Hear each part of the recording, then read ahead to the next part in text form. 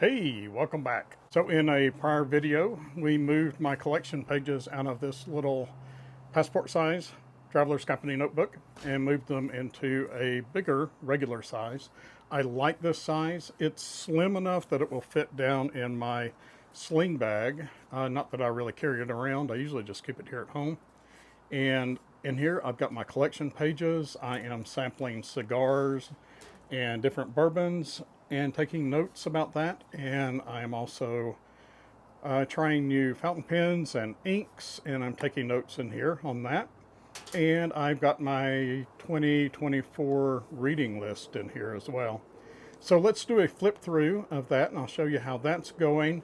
And then as a bonus, at the very end of the video, we'll do a quick walkthrough of the orchard, and I'll show you that little apple tree that I planted, and then I cut it off about that high.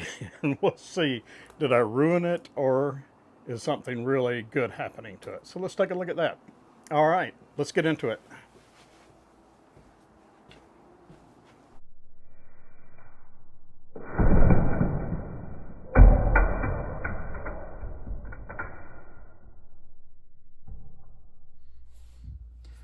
So far, I have to say this is a big improvement. I'm really enjoying doing my collection pages in a larger book. It's given me much more room to write, and I'm liking that it's not cluttering up my little everyday carry notebook. I'm using, of course, the bullet journal system to keep it organized. And collection pages, I really want to be able to expand and not have to worry about the confines of a small book. I've added a little pen holder here for my Lamy Safari, and it works pretty well, and it doesn't get in the way, so I'll probably keep that on there. Doesn't look that great, but it's okay.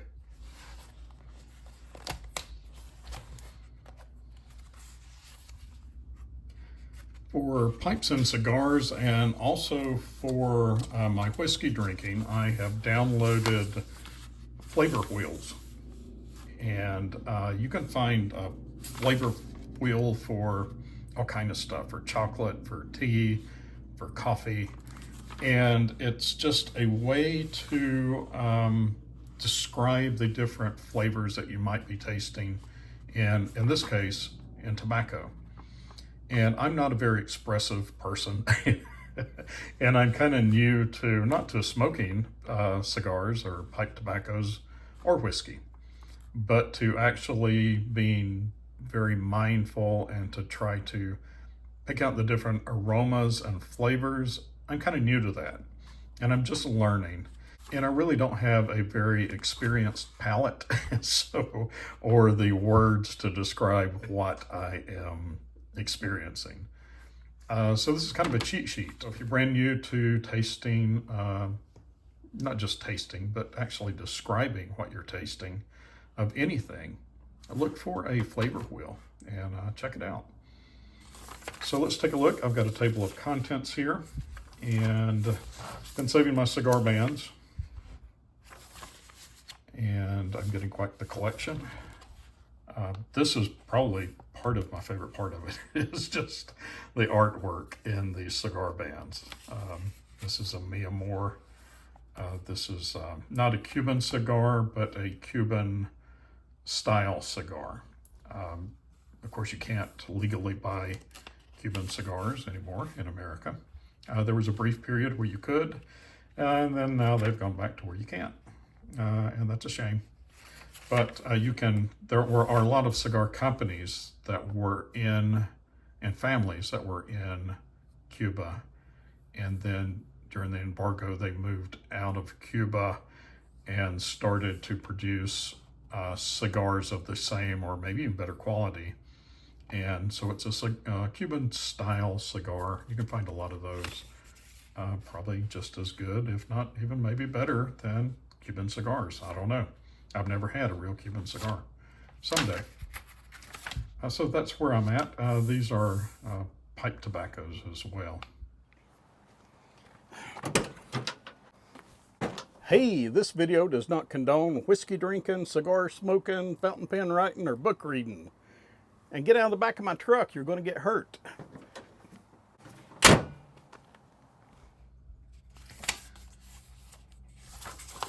Here's a similar one of the bourbons. This is the bourbon flavor wheel. And there's several of these online. If you just Google bourbon flavor wheel, and you'll find dozens of these examples online. And I'm just starting to collect some notes of bourbons. Elijah Craig and 2 different kinds of wild turkey. And then pens and inks. I'm starting to catalog my different fountain pens. And there's my horrible handwriting. Then in the back of the book that has my bourbon in it, I also have my reading list. I've read The Templars, Ender's Shadow, The Regulators by Stephen King. That was a weird book. The Nameless series by Dean Koontz. I've read books 1 through 4. Those are really quick reads, about 60 pages each. They're okay. And The Spirit of the Border by Zane Grey. Bridge to Light, Study in Masonic Ritual and Philosophy. I am currently reading the Asimov robot series. This is like the 3rd or 4th time I've read these books.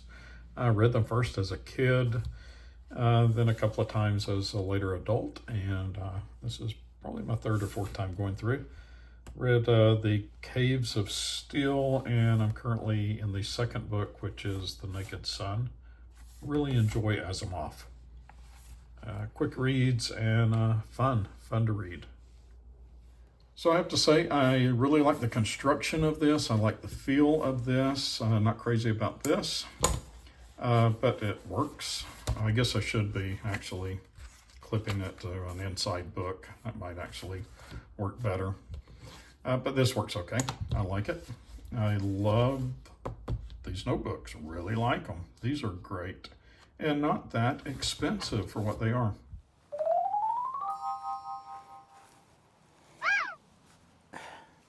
So if you remember, we set this apple tree out and then it was about 6 feet tall, and then I chopped it off. And since then, it's growing little sprouts that will be limbs, and it will grow up to about right here. Then I'll chop those off and it will make another sprout of limbs, and it will turn into a tree that is this tree, which I can reach any apple that would grow on this tree. And I will always keep this about this height. I never want to climb a ladder to pick an apple. While we're out here, we'll do a real quick walkthrough. I've got some wicking beds here. Really like those. Tomatoes and peppers grow really good in those. I've got 4 apples. I've got blackberries. And the thing with blackberries is every time you pinch the end off, it grows more limbs and more runners.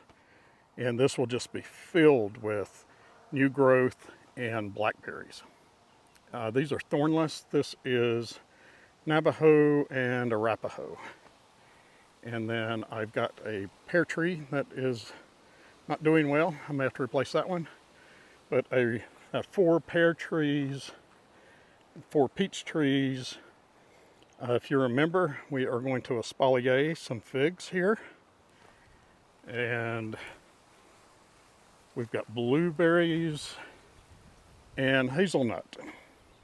Okay, that's it. Thanks to everybody who has subscribed to the channel, and I'll catch you on the next one. Bye.